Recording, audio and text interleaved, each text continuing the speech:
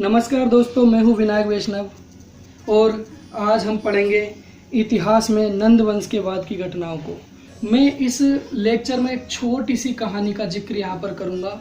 Iran में एक बार एक बच्चे का जन्म हुआ। किस्मत उस बच्चे की इतनी ज़्यादा ख़राब थी कि जैसे ही बच्चे का जन्म हुआ उसके माता और पिता दोनों की मृत्यु हो गई। बच्चे ने धीरे धीरे बड़ा होकर भीख मांगना प्रारंभ किया, इधर उधर से खाना बटोर कर जीवन यापन शुरू कर दिया। जैसे ही बच्चा थोड़ा सा बड़ा हुआ उसने सोचा कि क्यों ना जीवन यापन के लिए कोई मजदूरी, कोई ऐसा काम कर लिया जाए। इस हेतु वह दास बन गया और जिनके यहाँ वह दास बना वो थे समुद्री व्यापारी। समुद्री व्यापारियों ने एक जहाज में सामान लाद कर उस बच्चे से बोला कि इस जहाज में तुम्हें जाना है और यह सामान दूसरी जगह छोड़ कर आना है। बच्चे ने ठीक वैसा ही किया। वो जहाज में बैठ गया, किंतु किस्मत उसकी वास्तव में बहुत ज़्यादा ख़राब थी। जैसे ही जहाज समुद्र के बीचों बीच पहुंचा, समुद्री तूफान ने उस जहाज को रास्ता भटका दिया, जिसकी वजह से अब उस बच्चे के सामने एक और समस्या उत्पन्न हुई। समस्या ये थी कि किस तरह कम खाने में पुनः घाट पर लौटा जाए।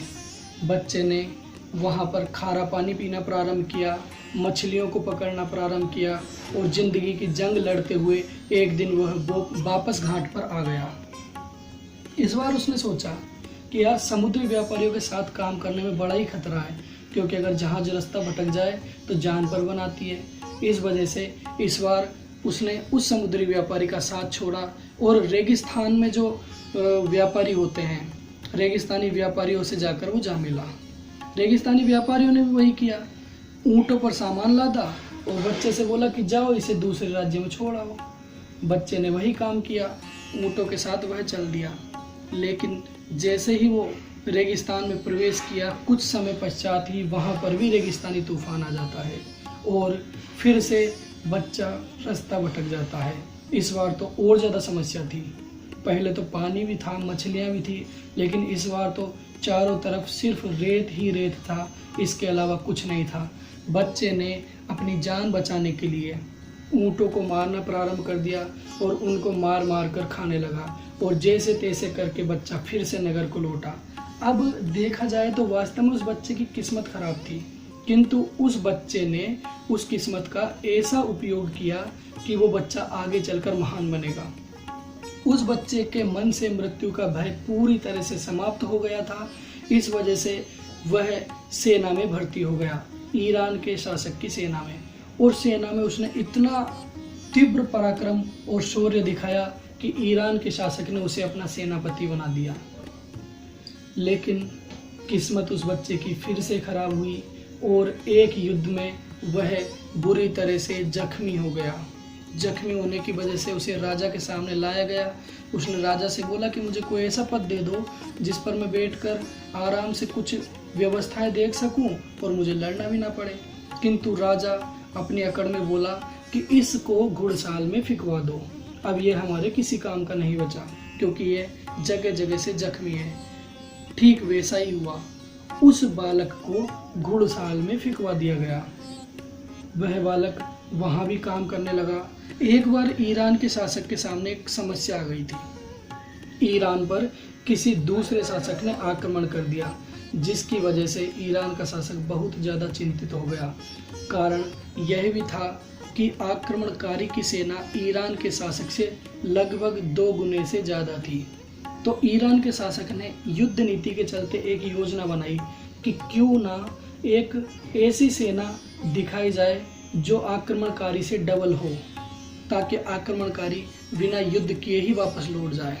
तो उसने जितने भी विकलांग सैनिक थे सभी को वापस बुलाया और सेना में भर्ती कर लिया और विकलांगों का नेतृत्व उसी बालक को दे दिया जिस बालक को उसने घुड़साल में फिकवाया था।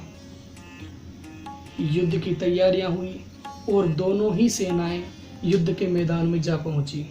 ईरान के शासक ने उस बालक को समझा दिया था कि किसी भी स्थिति में आक्रमण नहीं करना, चुपचाप मैदान में खड़ा रहना है, हमें केवल सैन्य बल दिखाना है, ना कि युद्ध करना है।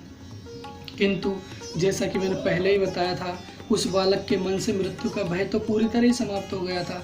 इस वजह से जैसे ही वो बालक युद्ध के मैदान में पहुंचा, उसने अपनी विकलांग सेना के साथ ही संबंधित जो शासक था सामने, उसके ऊपर आक्रमण कर दिया और अकेला ही विकलांग सेना के साथ उस राजा को पराजित करके आ गया। इस बार उसने सोचा कि यार जहाँ भी मैं गया वहाँ पर मेरा शोषण ही हुआ, यानी कि हर व्यक्ति दूसरे व्यक्ति का शोषण ही करता है। ये बात जैसे ही उसे समझ में आई, उसने सबसे पहले ईरान आकर ईरान के ही शासक की हत्या कर डाली और स्वयं शासक बन बैठा। अब देखिए, एक ऐसा बच्चा जिसकी किस्मत शुरू से आखिरी तक खराब आई, लास्ट में वो ईरान का शासक बना।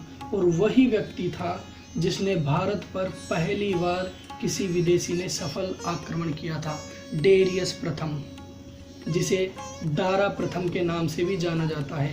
दारा प्रथम ही वह व्यक्ति था, वह पहला विदेशी शासक था जिसके द्वारा भारत पर सफल आक्रमण किया गया।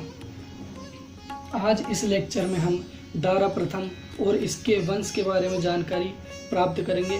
वैसे देखा जाए तो भारत पर पहली बार विदेशी आक्रमण देखा जाए तो ईरान के हकमनी वंश का हुआ था, जिसका संस्थापक था साइरस। किंतु साइरस ने भारत पर आक्रमण तो किया पर वह असफल रहा। साइरस के बाद दारा प्रथम भारत पर आक्रमण करता है, जिसके बाद वह भारत पर विजय प्राप्त करता है और भारत के कुछ हिस्सों को अपने राज्य में मिला लेता है, जिसकी जानकारी हमें वहिस्तून, पारसीपोलिस और नक्शे रुस्तम नामक ग्रंथों से प्राप्त होती है। इस वंश का अंतिम शासक था दारा तृतीय, जिसकी हत्या यूनानी सिकंदर द ग्रेट अलेक्जेंडर के द्वारा कर दी गई और इस तरह भारत से पारसियाइयों का शासन पूरी तरह से समाप्त हो गया और भारत में यूनानियों के आक्रमण होना शुरू हो गए। वीडियो को शुरू से अंत तक देखने के लिए धन्यवाद।